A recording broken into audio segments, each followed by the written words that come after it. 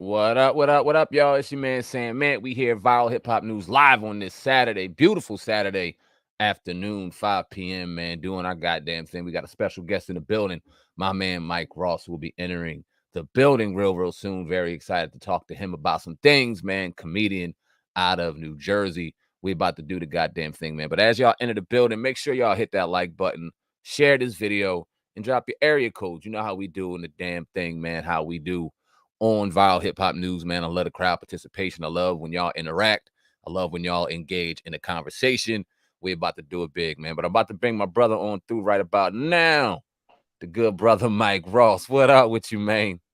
What it do, baby? How you feeling, bro? I'm Good to see chilling, man. you. You got the silk on, the hamburger meat all out. You ready to work, man? Oh shit, you ready to go, brother? You know I'm old school. I was raised by them old school players and pimps, so you know I got that old school style. I I'm old heard that. I head. heard that, man. We're gonna bring that masculine energy back in the building right here, man. So let's start off, man. We lost Kevin Samuels last week. A lot of conversation was had after his unfortunate passing. A lot of controversial conversation. Some people very happy about it. Mostly women very happy about it, and some men very upset about it, and also women upset. It was very divided how the conversation went in regards to his passing. What did you think about his passing? What did you think about him in general?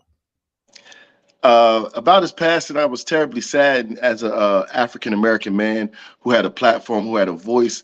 I mean, whether you felt he was right or wrong, at the end of the day, he was trying to deliver a message for the culture. That's how I saw it in entirety, because he was also trying to empower black men to be better for black women and black women to be better for black men. So maybe in his delivery it got misconstrued or convoluted, but my grandmother always told me only hit dogs holler. So whatever your message is, if it's not pertaining to you, you shouldn't take it personal. So I think only those individuals who felt that it bothered them on an emotional level or had some type of insecurities took it in a way that was personal. And I don't think the message was basically focused on women. It was focused on us as a culture getting better, Right. because he definitely critiqued the men as well.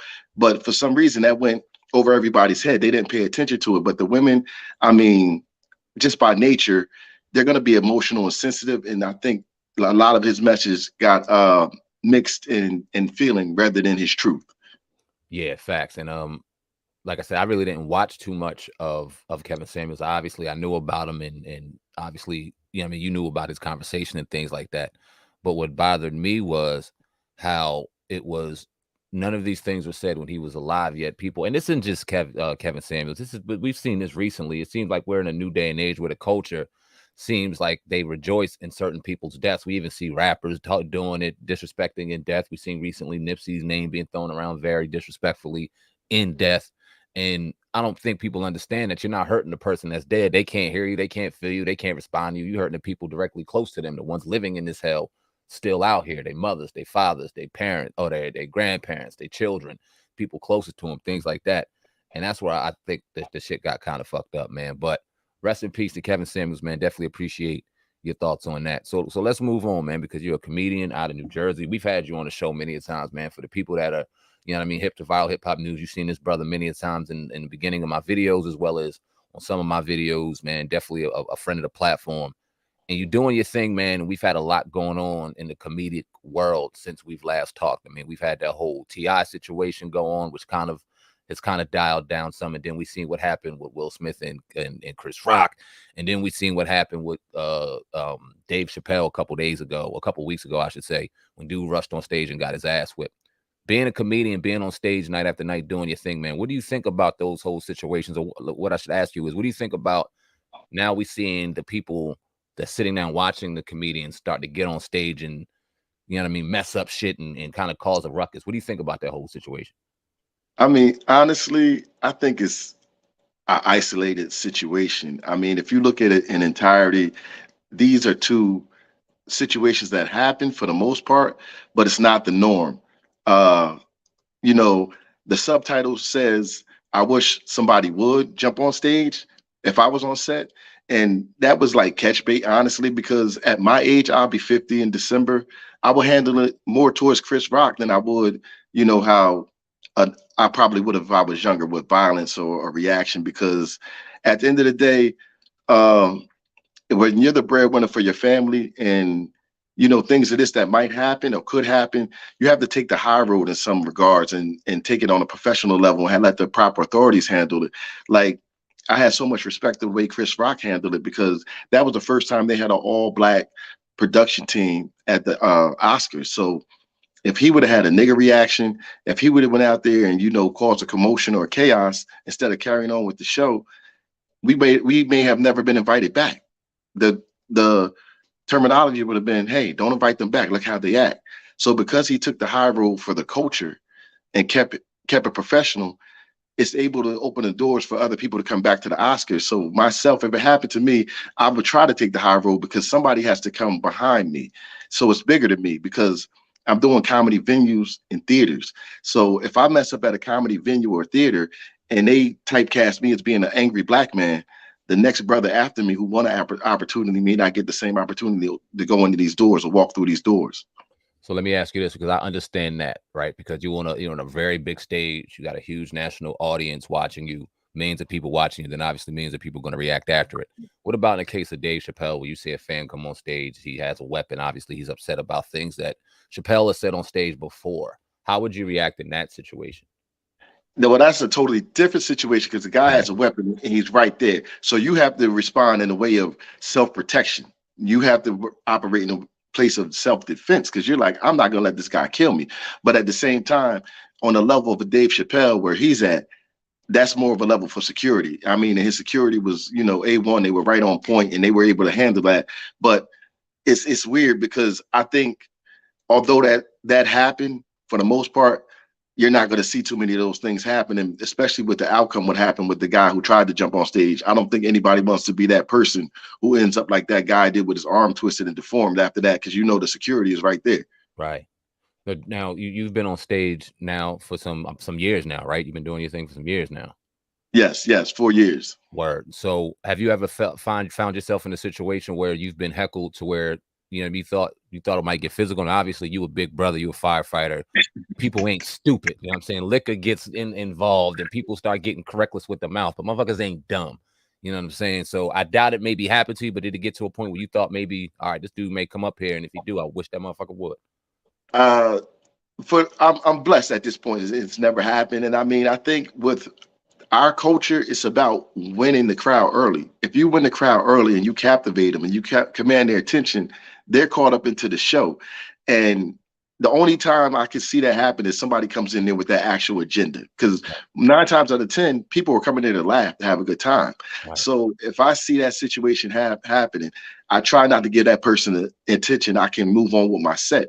I usually don't, interact with the crowd. So if I stay with my set and keep the crowd engaged and laughing, that person will simmer down. Hecklers only like to heckle when you give them attention. It's like a kid. If you give that kid attention and they start to see it's affecting you, they're going to continue to do more. If you don't pay them no attention, eventually it dies down. Now, if you come on stage, I'm basically looking, you know, for means of self-defense. I don't want to be reactionary. I would try to be in a position of having to defend myself. But if it escalates, obviously I would have to try to restrain the individual. But I'm not looking forward to be that person that busts his ass, kick his ass, or beat the shit out of him. Even though I can, it's just Right. not gonna win. It's not gonna be a win for anyone. Word. Well said. Well said. Now, for the people who don't know, you do a different style of comedy. Hell, you even threw me off when you told me the style of comedy you did, because obviously you showed me commercials and we see you doing your thing. You the most I think look that side nigga. You know what I'm saying? You out there. You for the ladies and you ain't playing no games. And then you told me, you know what I mean? It's all out here for stripper comics. I'm like, a stripper comic? What the fuck? My man Mike Ross out here doing stripper comedy. So talk about that, man. Talk about your style. Talk about how you came up with your style, and then talk about the things you deal with being a stripper comedian. It came about by accident, by chance. It was kind of unique. I was watching several comedians, and when you watch different comedians and watch styles, you think to yourself, how could I be organic or unique? I wanted to be the first Mike Ross. I didn't want to be the next Dave Chappelle or next Eddie Murphy or next Kevin Hart. And after I did a show, one of my first shows, the ladies came up to me and said, "We're glad that you were funny, because if you weren't, we were going to say you could have stripped for us." And that just stuck in my head. So I'm thinking like I'm telling jokes and this is what they're thinking about. So I said maybe I can incorporate this into my set. And I had an ex-girlfriend who always wanted me to wear some Timberlands and a Yankee fitted and sweats whenever we had sex. And I'm like, I'm not trying to do this thug shit every time we have sex, but she loved it. So I said, you know what? I'm going to incorporate these two things into the show because I knew women in the 90s loved that, Yankee fitted Timberland thug look. So I did it tastefully and added it in at the end of my show, and it just took off. It went viral. It went viral on social media with like 8K, and I got calls from all kind of comedians. I mean, all kind of producers and promoters that wanted me to come out. And the thing is, I never thought it was going to become a phenomenon as it did because I did a show and I didn't do the strip tease at the end. And it was like 3 rows of cougars and ladies that were there. And after the show, they said, "We disappointed. We came here to see you strip. We were looking forward to seeing you take your clothes off." Right. So at that point, I realized, hey, I'm stuck. I'm the stripper comedian. Like, this is what the ladies came to see. Now, how did that go along with your male crew? Because I'm sure you had a nice male audience as well, and they was probably thrown off when they seen you dropping all your clothes and shit at the end of the set. How'd that work out with them? I mean, some brothers could find it, humorous to a degree. It's difficult when those brothers are there as a couple with their women and they're looking at their lady like, I wish you would clap or smile. But, a couple of male comedians was like, you're going to lose a lot of your male audience. And I'm like, hey, 90% of my audience are for the ladies. I'm like the LL Cool J of comedy. I'm like, I got to go with what's winning. So I'm like the Teddy Pendergrass of comedy. I'm here for the ladies. We could do an all ladies show. It's up to me.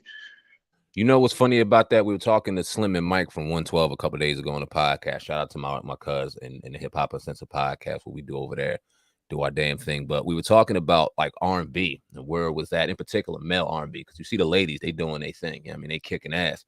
But male R&B, they more want to talk about the trap and they more want to talk about the money. They won't talk about the whips. They don't want to talk about love. They don't want to get back to the ladies and the essence of what R&B really stood for. And when somebody finally does understand that concept and they do it, they're about to fucking win on another level. Talk about how that applies to comedy, because we see the dynamic between male and female right now. It's very different than what it was 10, 20 years ago. It's wholly different lingo, different conversation, different way of courting a woman and everything. So talk about how that style of comedy helps you in regards to kind of keeping the ladies satisfied and keeping the ladies coming to these shows. I mean, at the end of the day, if we're going to be honest, speak honestly, sex sells. You know what I mean? It's just human nature. So if I see a female singer and she's fully dressed, I say, oh, she has a nice voice. But you can have an average voice and you can have on some, high heels and a mini skirt and a halter top. And I'm like, oh, I'm paying attention to this. So I think in the context of being visual and, being a comedian that's actually catering to the women, and women want something nice to look at too. They like looking at a nice smile and a nice face and a nice body. And it's just like one of those things. When it went over, I embraced it and said, hey, if the ladies want this and they're enjoying it, let me give them more of that. So growing up in my era, I was born in the 70s. We grew up with everything in R&B was catered to the ladies. All the songs were about the ladies. Everything men did was to please the female or the woman. But as time progressed and the generations changed, it became money over bitches and cars and drugs and homeboys. And I think the message got, misconstrued somewhere in that, generational shift. But for me, I'm going to stick to my era and my generation, what I know, and try to be, as pleasing and appealing as I can for that female audience.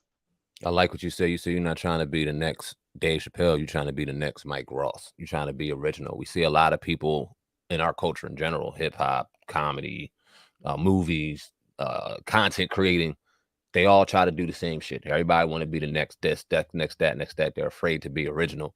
So how have some of your comic cohorts taken on to your new style? Because I know you run into a lot of people. And shout out to you, by the way. I want to put this out publicly for kind of bridging that gap between us and Bob Sumner, man, legendary Bob Sumner, who I have a relationship right now to this day, and it's a very dope relationship. So I appreciate you for that, being a plug for that. But how is your relationship with your comic cohorts in regards to your style of comedy? I really don't. I don't. I don't allow comedy to validate me. You know what I mean? Because comedy, I just do when I'm on stage and at shows. But when I'm off the stage, what validates me is who I stand for as a human being, as an individual. I'm more accountable for my family, my community, my friends, and things that's more valuable to me. So I can't please everybody. Like I'm sure some people that say, hey, he's funny, and I love that. I'm Right. sure some people who might be indifferent, and I'm sure some people that hate it. But if I start worried about that, it's going to stray away from my success. So I focus on being the best me I can be, and long as it's good for the people who enjoy it. But for anybody else, I really don't pay too much attention to it. Now, how long are your sets? It all depends, sometimes it's 45 minutes, sometimes it's an hour. It depends on the show and the time. That's a long fucking time. Like, I mean, I've listened. I'm in a clubhouse room in Bob Sumner's room actually, and he does a comic room every Thursday on the room he's in, and he gives comics 3-minute sets, and they do their thing. And some hit 155, some hit 255, some obviously go over. But to build from 3 to 5 to 15 to 25 to 45 to an hour, it takes a lot. How did you kind of get your hone your skills into building to the 3 to the 5 to the 15 and the beyond? And how often do you change up your style and change up your sets for your different shows? As far as learning how to extend that. Like you start off with 3 to 5 minutes. I started off, my third show was with Bob Sumner, a friend of mine, Stephanie Stevens, who was great friends with Bob and Roselle. And, I knew his cousin Omar. They plugged me in to do, his show, and he gave me 5 minutes. And I thought that was the biggest opportunity ever to be working under a legend like that. So I was cognizant to say, I got to stay under 5 minutes because that matters when you're on that kind of stage. And after I finished, I understood how to do 5 minutes, and then I worked to 10, and then you work your way up to 15. But when I was younger, I had to do public speaking for a man named Brother Dunbar with the King Players, and he taught us how to be able to speak in public extemporaneously, and you had to understand diction, how to speak, and how to command the stage and voice tone. So that helped out a lot. I did debating in college, so that translated into my being able to get on stage and not feel fear or apprehension and be able to extend the set, because I knew, okay, if I did these 5 jokes, I know what 5 jokes is coming after that. If I did that 5 jokes, I know what 5 jokes is coming after that. Right. And as far as my material, I have to always switch it up, especially when I come home. It's easy, when you're traveling, nobody's seen that set before. But when you're back home and, you have a following, they don't want to hear that same repetitious joke. Right. You might incorporate 1 or 2 in that'll sell, but I enjoy the challenge of coming up with something new every time I come back home to do a set and see how it goes over, and to see, it's like a recipe of food. It's like, okay, if your mother made you a meal, after you taste it, she's sitting back looking for your reaction. And after you give her that approval, you say, okay, this hit. So that's how, making a new set is. You're just waiting for the audience to give you that feedback. And it's always challenging to come up with a whole new set, because you might do a joke that you think is going to hit and it doesn't. And Right. hey, I got to scrap that to the side. That's not going back into another set.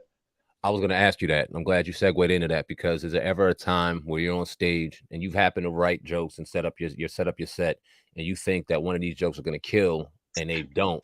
How does that kind of affect does it affect your flow when you kind of maybe pause to wait for laughter and then facial reaction, things like that, whatever the case may be, and you don't get that reaction from the crowd? How do you kind of adjust with that?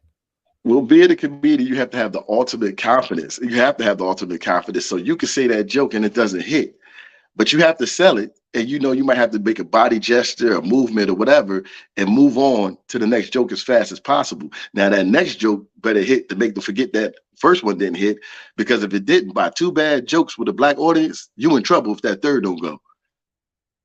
I've been booed off a stage before. I ain't too cocky to say that shit. I was 17 years old. I never got to sing. Let me put that on record. My group mates fucked up before I did. But that being said, we all got booed off stage, and that's not a good feeling.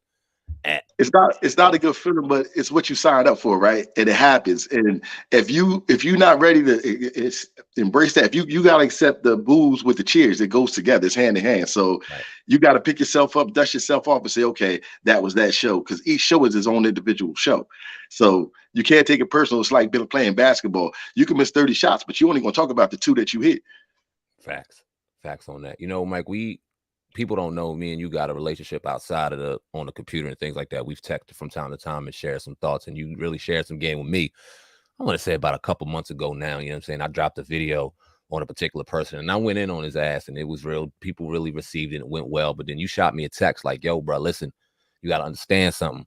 Not everybody is going to want to see you win. Not everybody is going to want to put attention on y'all platform because they see y'all as competition. They see y'all as somebody that could potentially take their spot. Not everybody out here in this game wants to see you fucking win. It's fake. And I took that and I received that. And it really put me in a different light because, you know, you get out here and you run around and try to build these relationships and people say one thing and then when you meet them in their face, they run and do something completely different. But that's the game. That just is what it is. As much as fucked up as it is and as corny as it is, that's the game. Talk about how that may have applied to your career because obviously you're out here doing your thing. Are you a one-man team or do you have a team with you? For me, I do the promoting. I put everything together, but I have a core crew. I have a superstar Story is my main host, Takia Gladden, and she's always with me. She's been with me basically from day one, and that's somebody that I know that's core that I can trust. My DJ comes with me everywhere. DJ Kevin Middleton, Kev Nice. That's somebody that I can depend on and count on every show. I have Brian Gardner. His name is Celebrity. He's been there from day one. So I have a core group and we promote and we sell tickets and we make it happen. We're just like a team that's saying, okay, we're getting on the ground. We're in Walmart, the dollar store, in the parking lot selling tickets. So that's my core team. Dope. Yeah, I definitely see you on your grind. And I was gonna say, if you are by yourself, goddamn, like you a one-man machine because you were really out here pumping, and it's a whole many different hats you're wearing right now, from the marketing to the creation of it to it's a lot. I don't think anybody can do it by themselves. You need a culmination of people that's going to be there, that push behind you, that want to see you win. And definitely, I have to give a shout out to my community because I mean they definitely show up and show out and show support around my area. Facts. No, I said all that to say or ask you this because obviously you've ran into some comedians, probably some that you've really enjoyed and looked up to. I don't want to say looked up to necessarily, but maybe you looked at as somebody that you respected in the comedy game, and then it wasn't the case when you met him in person. Can you talk about an experience, whether you want to name a name or not, on maybe some experience you had that taught you the nasty side of this game and how this should really run? I heard an actor say, when you get into entertainment, any type of entertainment, whether it's music, acting, podcasts, it's entertainment now. You're in the entertainment world. So it's totally isolated from the normal world. He said, if you plan on being successful, you have to have elephant skin. And that means whatever you think that it is, it's not. So if you get your feelings hurt or you meet somebody that you admired or you want to emulate, you looked up to, and it didn't turn out how you want to, you have to have elephant skin to keep on moving and not take it personal. It's almost like you have to be a robot to say, hey, this is like, it's like the Wizard of Oz. It's like, you know, when once you get to the end of the road, the wizard is somebody that's behind the curtains, a small guy that's controlling the buttons. It's not this big old image that you thought. So sometimes we get caught up in the perception of people and what we want them to be. But in reality, they are who they are. And you have to accept people for being who they are. So I don't personalize anything. I'm like, when a person meets me, I'm trying to be accountable for who I am. I can't be accountable for who that person is, but I'm never gonna, you know, sit back and say, hey, this person did this and this person did that. I'm in control of my success. But I understood when I jumped into this comedy game and a lot of people, you know, strayed away from me or didn't receive me, it wasn't personal, it was business. Because they were like, hey, if you're here and you're selling out and you're in my same neighborhood, you taking food off of my table. Facts on that. I mean, definitely well said. Appreciate that. I want to transition just a little bit into your other field, and that's in firefighting. You're a firefighter. They're definitely respectable out there where you're at doing your thing. We just seen a mass shooting going in Buffalo. I know a lot of people are talking about that. And being in your field, I don't know how it applies to Jersey, but I remember my uncle was a firefighter out in the Bay Area, and they were the first responders to a lot. If there was like an accident, if there was a murder, if there was things going on, the cops and the ambulance weren't the first to arrive, the fire department. So how responsible are you when it comes, or how responsible is the fire department when it comes to emergencies like that? And what do you think about all these mass shootings going on around the world right now? Yes, we're EMTs. We're certified EMTs. We have to become certified by the state of New Jersey, and we are first responders. So when the ambulance can't respond, or you know, we get the call first, we're usually first on the scene, and we're prepared for, you know, being able to do, you know, CPR, you know, or anything that you might need to keep your life, you know, stable, just as a regular EMT that you will see on the ambulance. But yeah, it's like Going, you don't know what you might see when you come on a scene. And as far as mass shootings, I can't I can't really account for why or who's responsible, because I don't know. It's like the world we live in is so different than the world we grew up in. And as far as we having different wars, different pandemics, economies shifting, and people are losing jobs. Everybody has a breaking point, and you don't know what an individual is dealing with, and might have to face on an everyday ordeal to say, hey, I don't have enough food to feed my family. I can't maintain a job. Uh, I don't have enough, money to get gas, till it becomes a situation where they might just snap. Now, I don't know what will make a person snap where they want to kill everybody. I can't I can't ever rationalize that. Like, Right. I couldn't understand people killing innocent people who had nothing to do with it. Right. Facts. Well said. All right, we'll jump back into comedy real quick before we get up out of here. We got Mike Ross in the building on Viral Hip Hop News. Hey man, get comfortable because this brother will be on again.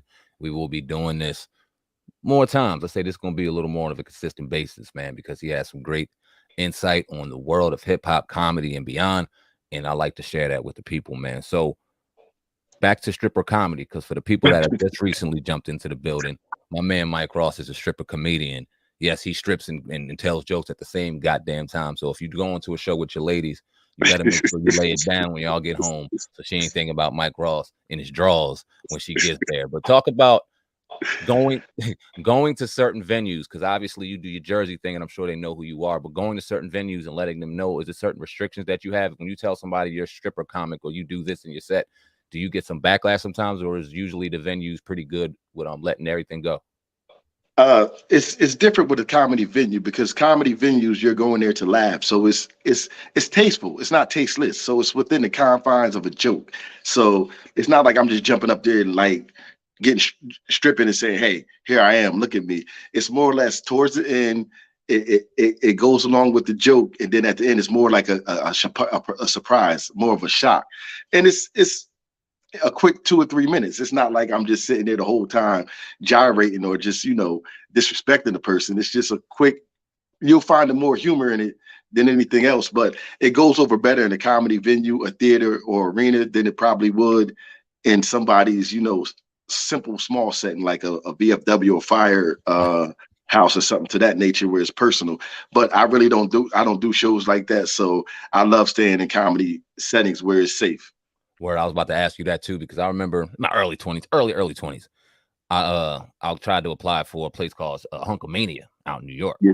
Fuck it, I'm gonna Okay. try to be a stripper. I had a couple pounds on me. Brother was looking good. I was young. I was like, let me try this shit. Let me make a couple dollars. So I went out there. I auditioned. I got the job. Did my first thing. It was a bunch of ladies, a bunch of bachelorette parties. All right, cool. But the strippers were telling me, yo, this is just the calm before the storm. The real line's out front, and that starts about 11 p.m. So I'm like, all right, what are they talking about? So it was about 10:59, and I walk outside and I see a bunch of dudes lined up from around the corner, ready to see these brothers go ahead and do their thing. And I said, you know what?